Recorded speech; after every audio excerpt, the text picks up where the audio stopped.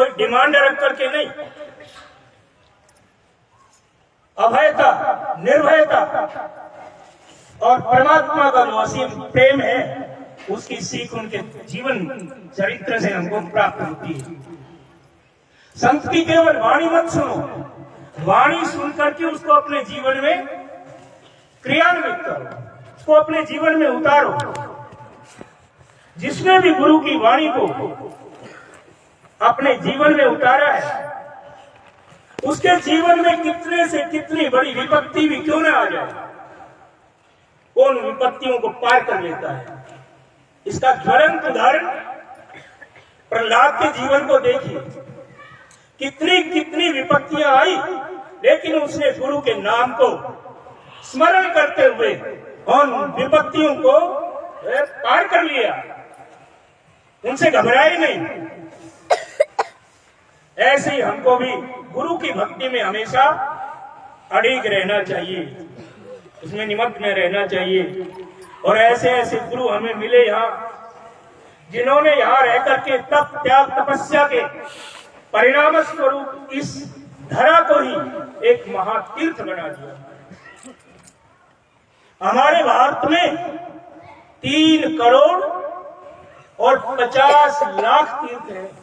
कितने? उनमें हर एक व्यक्ति का पहुंच पाना बिल्कुल असंभव है, पर वहां नहीं जा सकते। और कदाचित वहां चले भी गए तो वहां तो गंगा में डूबने का खतरा भी है, पैर फिसल गया तो शरीर समाप्त। और यहाँ गुरु की भक्ति में डूब गए तो यहाँ डूबना नहीं, यहाँ क्या हो जाओगे? डर जाओगे, तुम्हारा जीवन हमेशा के लिए सफल हो जाएगा। इस भक्ति में डूब, गुरु डूबना सिखाता है। संतों के पास लोग क्यों जाते हैं? इसलिए कि हमारा दुख दूर हो जाए या अमुक वस्तु हमें मिल जाए। पर इस दृष्टि को यदि लेकर के जाता है तो उसकी बहुत बड़ी भूल है। संत दुख दूर नहीं करते, फिर क्या करते? वो आपको एक दृष्टि देता है, दृष्टि देगा, समझ देगा, वस्तुओं को कैसे समझना है, कैसे परखना है, विवेक के द्वारा सत्य का निर्णय कैसे करना है। दीनी दृष्टि ज्ञान की। इसलिए हमारा शास्त्र भी कहता है, दृष्टिम ब्रह्ममयम कृत्वा पश्चित ब्रह्ममयम जगत। दृष्टि को ब्रह्ममय बना करके इस संसार को भी क्या देखना? ब्रह्म रूप में देखना। ब्रह्मविद ब्रह्मैव भवति। और जो ब्रह्म को पहचान लेता है, जान लेता है, वो ब्रह्म के स्वरूप हो जाता है। फिर उसमें और परमात्मा में कोई भिन्नता नहीं रहती, भेद नहीं रहता। ये भेद ही तो दुख देता है, और अभेद आपको इस दुख से छुड़ाता है। गुरु क्या है? और ये जो महोत्सव मना रहे हैं, खाली मनाना नहीं, ये आपको क्या प्रेरणा दे रहा है? सत चित और आनंद, ये प्रत्येक जीव का जो लक्ष्य है, इस लक्ष्य को पहचानना है, जानना है। और इस लक्ष्य तक पहुंचाने वाला कोई है तो वो गुरु और संत ही आपको पहुंचा सकता है, दूसरा कोई नहीं पहुंचा सकता। इसलिए ब्रह्म सूत्र में पहला सूत्र ही यही दिया, अथा तो ब्रह्म जिज्ञासा। इस जीव को संसार में रह करके ब्रह्म की जिज्ञासा करनी चाहिए। और भागवतकार भी यही बतलाते हैं, ये मानव जीवन क्यों मिला है? कभी विचार किया? किस लिए दिया परमात्मा ने? कि आओ खाओ पियो मौज उड़ाओ, गधे घोड़े की तरह बिल्ली की तरह मर जाओ? ये नहीं। अभी आप सुन रहे थे, आहार निद्रा भय मैथुनम च सामान्य में पशु ही नराणाम धर्मो हि तेषाम अधिको विशेषा धर्मे नहीं ना पशु भी समाना। धर्म और ज्ञान से शून्य व्यक्ति, उसका जीवन पशु के समान होता है। बाकी खाना पीना, बच्चे पैदा करना तो वो भी करते हैं, फिर आप में और उन्हें क्या अंतर है? क्या अंतर है? इसलिए गुरु की शरण में जाकर के ये मानव तन मिला। इसलिए भागवतकार कहते हैं, जीवस्य तत्व जिज्ञासा। जीव को जिज्ञासा करनी चाहिए उस तत्व को जानने के लिए। तत्व क्या है? ब्रह्मेति परमात्मेति भगवान इति शब्दते। वेदांतियों ने उसी तत्व को ब्रह्म कह दिया, योगियों ने उसी तत्व को परमात्मा कह दिया, और भक्तों ने उसी तत्व को भगवान कह दिया। है एक ही, परिणाम तू एक है, तेरे नाम अनेक है। परमात्मा एक ही है वास्तव में, उसके नाम अनेकों हैं, किसी भी नाम से आप पुकार। तो ऐसा जो परम तत्व है, उस तत्व को बिना गुरु की शरणागति के आप प्राप्त नहीं कर सकते। अभी कह रहे थे ना, आपको संसार अच्छा लगता है कि भगवान अच्छा लगता है? बोलो। ऊपर से कह रहे हो भगवान, पर चाहिए तो संसार है। पर भगवान कहता कोई नहीं, और यहाँ तो कह दिया कि एक म्यान में दो तलवार कभी रह नहीं सकती। प्रेम गलियति सागरी तामे दो न समाये, दो नहीं चलेगा, एक ही चलेगा। पर फिर भी भगवान तुम्हारी बात को रख लेते हैं, भाई थोड़ा संसार भी पकड़ दो, थोड़ा भगवान को भी। पर संसार में कैसे रहना है, संसार में रहते रहते इस संसार से कैसे अलग रहना है, ये कला कोई सिखाता है तो वो गुरु सिखाता है। ना जग छोड़ो, गुरु क्या बोलता है, ना जग छोड़ो ना हर भूलो, ना जग छोड़ो ना हर भूलो, और कर्म करो जिंदगानी में, और दुनिया में ऐसे रहो जैसे कमल रहता पानी में।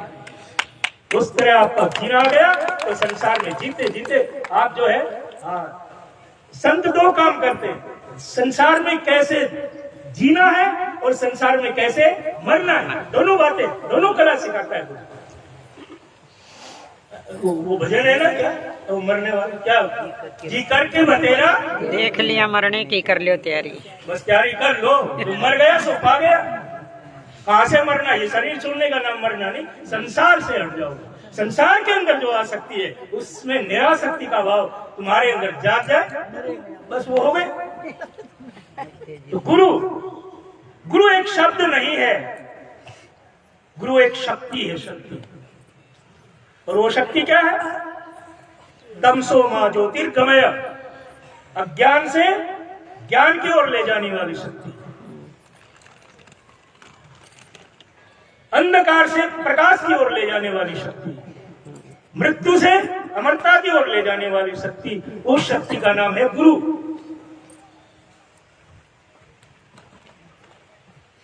और वो शक्ति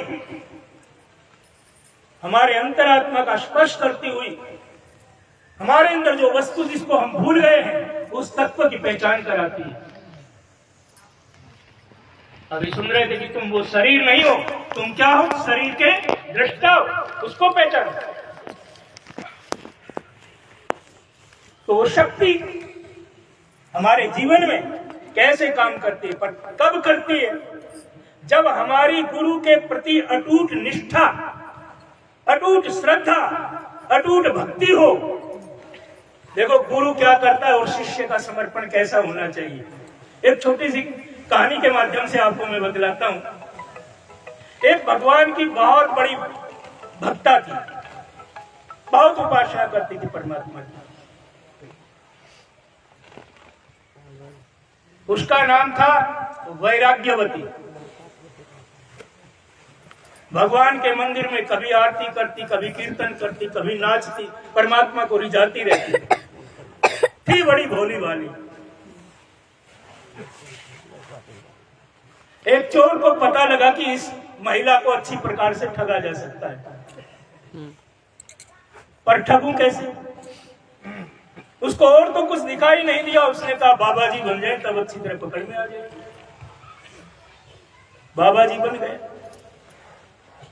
बाबा बनने में कोई मुश्किल काम नहीं है। बाबा तो रावण भी बना था सीता का हरण करने के लिए। बाबा बनना कठिन नहीं है, बाबा होना कठिन है। लाल चोला ले आओ, पहन लो, जटा रख लो, हो गए बाबा जी। पर होना, सारी मेहनत किसमें, होने में है, बनने में कोई मेहनत नहीं। साधु होना कठिन है, साधु होना कठिन है। चढ़े तो पावे प्रेम रस, गिरे तो चकना चोर है। साधु होना कठिन है, जैसे पेड़ खजूर चढ़े तो पावे प्रेम रस, गिरे तो चकना। होना कठिन बन गया। और वो वैराग्यवती भगवान का संकीर्तन कर रही थी। आकर के कहने लगा कि मुझे प्यास लगी है, पानी पिलाओ। उसने कहा ठीक है महाराज, अभी लाती हूं। पानी लेकर के आई इस भावना से कि चलो मैं संत को पानी पिलाऊंगी तो मुझे आशीर्वाद मिलेगा। और पानी लेकर के जैसे ही उसके पास आई तो उसने कहा कि पानी पीने से पहले मेरा एक सवाल है, उसका उत्तर क्या तुमने गुरु मंत्र लिया है? उसने कहा नहीं लिया महाराज। बोले मेरा भी नियम है कि जिसका कोई गुरु नहीं होता उसके हाथ का मैं पानी नहीं पीता। अब उसने कहा महाराज कहाँ जाऊंगी, आप ही दीक्षा दे दो। उसने कहा दे देंगे, हम तो तैयारी बैठे। उसने कहा फिर तो। बोले ऐसे दीक्षा नहीं मिलेगी, मेरी दीक्षा कोई साधारण नहीं है, एकांत में दूंगा। उसने कहा चलो ये भी मुझे स्वीकार है। उसने कहा जंगल जाना पड़ेगा और तेरे पास जो भी कीमती सामान है, जो भी वस्तुएं हैं तेरे पास, वो सब लेकर के आना।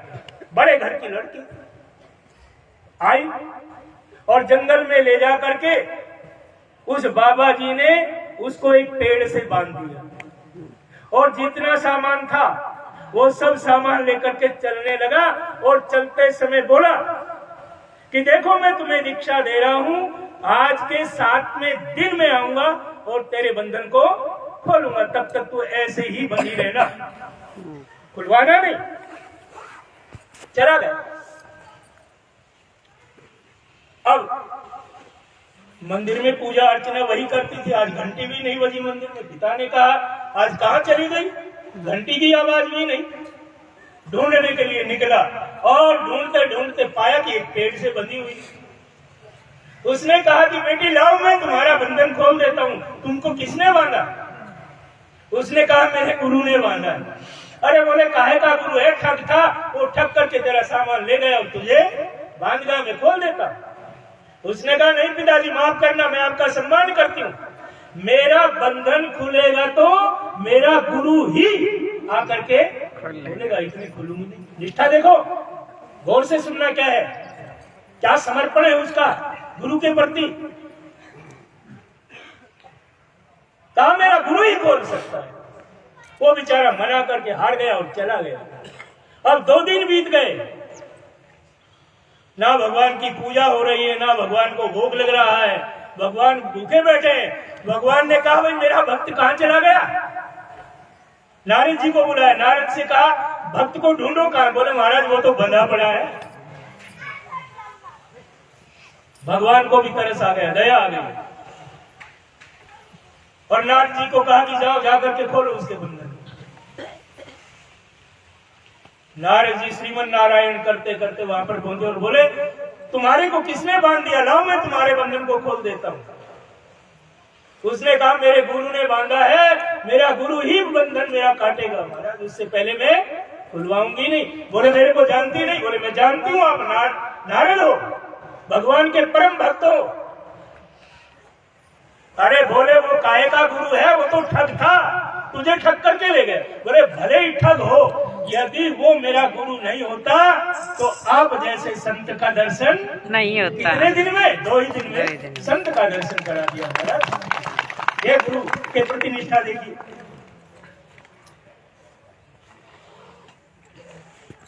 बिना बुलाए जब संत आता है तो अपना भाग्य समझना चाहिए महाराज।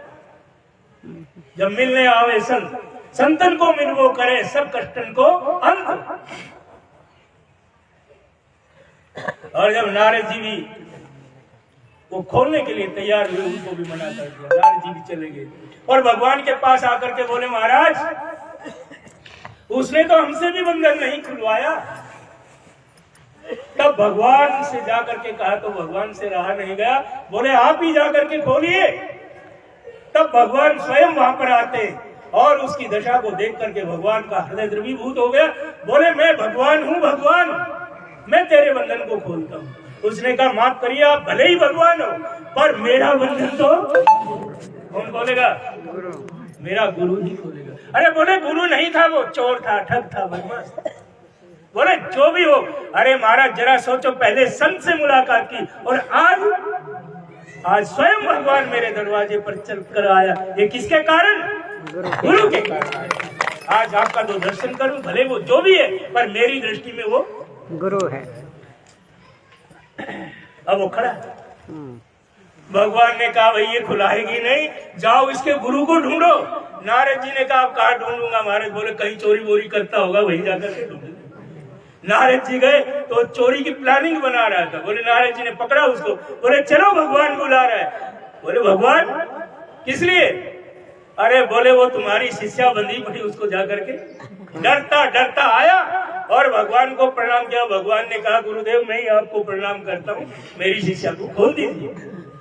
तब कहते वो बंधन को मुक्त किया। और वहां भगवान, अब बात सुनिए उसकी क्या बोलती है, जो आपने सुना हुआ प्रसिद्ध दोहा, गुरु गोविंद दोनों खड़े काके लागू पाए, बलिहारी गुरुदेव की जिन्हें गोविंद दियो। गुरु को प्रणाम करूं या किसको करूं? इसलिए जीवन में, संसार में रहते रहते सुखी होना है, वो विधि कौन बताएगा आपको? गुरु बताएगा। गुरु का सत्संग बतलाएगा कैसे जीना है। तो गुरु की एक नजर, एक दृष्टि, इसलिए कहते गुरु के चरणों को कभी छोड़ना नहीं चाहिए। पकड़े रहो, पकड़े रहोगे तो क्या होगा? भागवत में सुनते, स्वामी जी जानते हैं, दैत्यों और असुरों का जब युद्ध हुआ तो असुर जो हैं वो पराजित हो गए, स्वर्ग का राज्य देवताओं को मिल गया। जैसे ही राज्य मिला भगवान को भूल गए। लेकिन दैत्यों ने अपने गुरु शुक्राचार्य के चरणों को छोड़ा नहीं, उनको पकड़े रखा। परिणाम क्या निकला कि फिर से युद्ध हुआ और देवता परास्त हो गए, दैत्यों को पुनः स्वर्ग का राज्य मिल गया। तो जहां संत और भगवंत, राम और गुरु, भगवान और भगवंत दोनों के चरण आपने पकड़ लिए, फिर किसी के चरण पकड़ने की जीवन में जरूरत नहीं पड़ेगी। और जो खोई हुई संपत्ति है वो भी आपको पुनः वापस मिल जाएगी। ये किसका प्रभाव? गुरु के चरणों का। उनको छोड़ो। इसलिए तो हमारे कबीरदास जी क्या कहते हैं, कहते कबीर सुनो भाई साधो, मैं गुरु के चरण पड़े रहना। वो क्या? मगन रहना। क्या है? कछु लेना न देना मगन। बस ये विधि आ जाए आपको संसार में रहते हैं। ये आनंद। अरे गुरु तुम्हें कुछ नहीं देता, तुम्हारे दुख दूर नहीं करता, क्या करता? तुम्हें दुख में हंसना सिखाता है, तुम्हारे को आनंद में नाचना सिखाता है। ये गुरु की कला है। मीरा के ऊपर कितना दुख था, पर आनंद में कैसे नाचती है। गोविंद मेरो है, गोपाल मेरो है, गोविंद मेरो है, गोपाल मेरो है, चिराधार माणी नंद लाल मेरो है, चिराधार नंद लाल मेरो है। देख लो कितने कितने कष्ट जहर तक दे दिया, लेकिन आनंद में कैसे